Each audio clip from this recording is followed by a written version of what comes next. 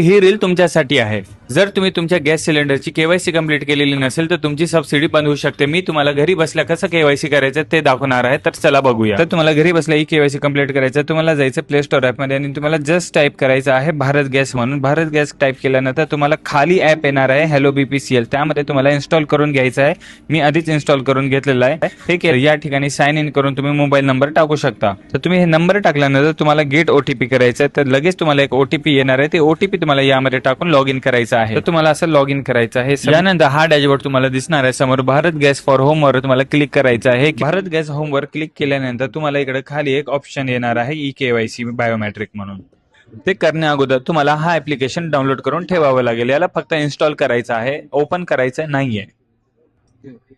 हा इन्स्टॉल झाल्यानंतर तुम्हाला जायचंय परत त्या ऍप्लिकेशनवर आणि यानंतर तुम्हाला करायचं आहे, त्यानंतर कॅमेरा ओपन होणार आहे। कॅमेरा ओपन केल्यानंतर तुम्हाला जस्ट कॅमेरामध्ये पाहायचं आणि 2-3 वेळेस तुम्हाला आईज ब्लिंक करायचं आणि KYC डन होणार आहे।